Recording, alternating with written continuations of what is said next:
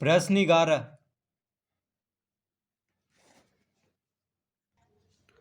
24 तथा 56 का महत्तम समापवर्तक ज्ञात करें। तो 24 तथा 56 का महत्तम समापवर्तक ज्ञात करना है। तो 24 से 56 को भाग देंगे, यानी छोटा संख्या से बड़ा संख्या को भाग देंगे। तो 24 दूना 48 होता है, तो 2 बार में लगा देंगे। 24 दूना 48, घटाने पे आ जाएगा। 56 में से 48 घटाएंगे तो 8 आएगा। तो 8 अब नहीं लगेगा 24 से, क्योंकि 8 छोटा है 24 से। तो अब क्या करेंगे, 8 से अब 24 को लगाएंगे। तो यहाँ पे 24 लिखेंगे। देखिए 8 से किसको लगाएंगे, अब 24 को, क्योंकि 8 नहीं लगेगा। तो अब 8 से 24 को लगाएंगे, तो 8 तिया 24 लग जाएगा। घटाने पे आ गया 0, तो शेषफल 0 आ गया है। तो अंतिम भाजक जो होगा वही महत्तम समापवर्तक होगा। तो लिखेंगे यहाँ पे मस बराबर 8। 8 से देखिए पूरा पूरी कट गया है, ठीक है। तो अंतिम भाजक कौन है, 8 है, जिससे कि शेषफल 0 आया है। इसका मतलब 8 हो जाएगा महत्तम समापवर्तक, यानी मस बराबर 8 होगा इसका उत्तर।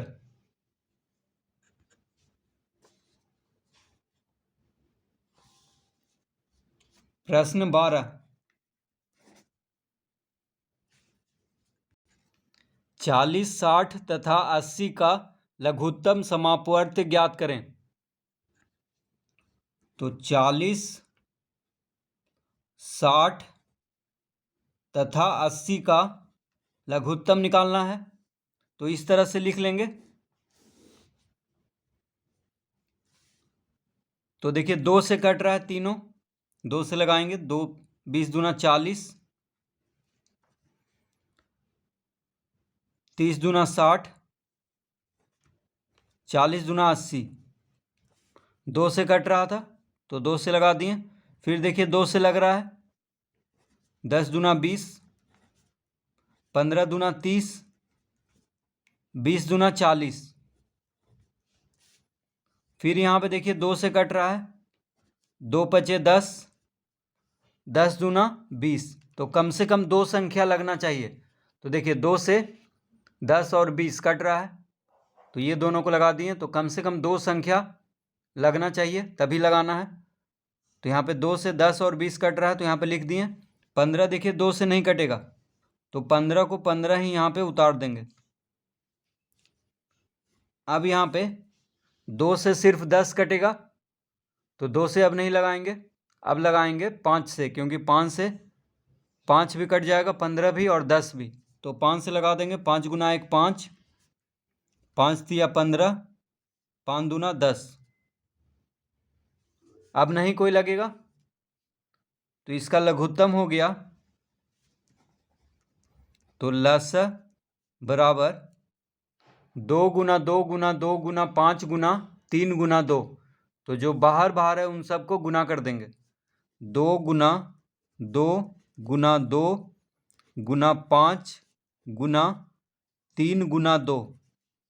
तो ये सबको गुना कर देंगे, तो आ जाएगा। देखिए 2 दूना 4, 4 दूना 8, 8 पचे 40, 40 तिया 120, 120 दूना 240। तो 40, 60 और 80 का लघुत्तम हो जाएगा 240।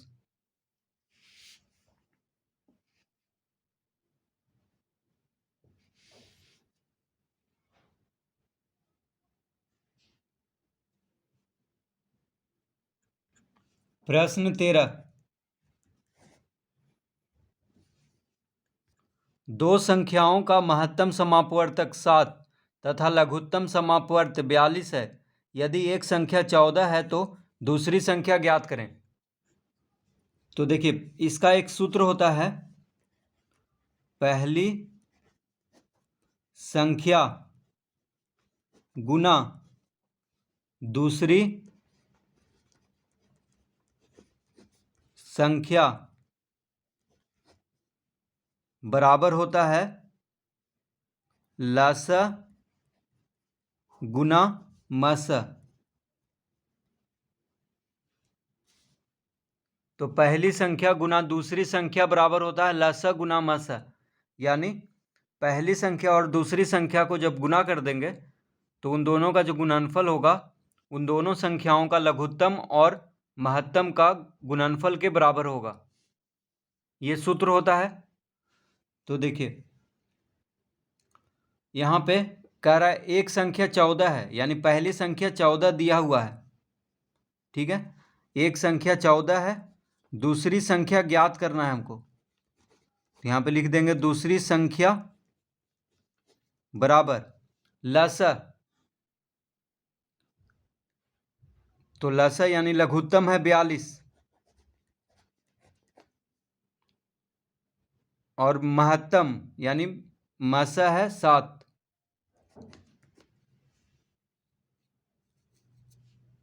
तो पहली संख्या गुना दूसरी संख्या बराबर 42 गुना 7, इस तरह लिख देंगे। तो पहली संख्या और दूसरी संख्या का लघुत्तम 42 दिया हुआ है, दो संख्याओं का महत्तम समापवर्तक कितना है, दो संख्याओं का महत्तम समापवर्तक 7 है, यानी मस 7 दिया हुआ है, और दो संख्याओं का लघुत्तम समापवर्त है 42, यानी लस है 42, ठीक है। तो दो संख्याओं का गुणनफल यानी पहली संख्या गुना दूसरी संख्या बराबर होता है लस गुना मस। तो पहली संख्या यानी एक संख्या 14 है, दूसरी संख्या पूछ रहा है, तो इस तरह लिख लेंगे पहले। तो यहाँ पे अब निकालेंगे दूसरी संख्या, तो लिखेंगे अतः दूसरी संख्या बराबर 42 गुना 7 बटा 14।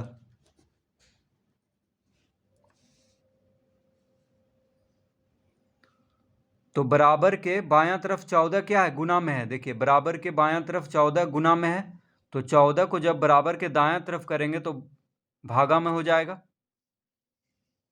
यानी 42 गुना 7 बटा 14 लिख लेंगे। इधर गुना में है तो बराबर के दायां तरफ जाकर के भागा में हो जाएगा, यानी 42 गुना 7 बटा 14। अब 14 तिया 42 काट लेंगे, 14 तिया 42 कट जाएगा, तो 3 सते 21,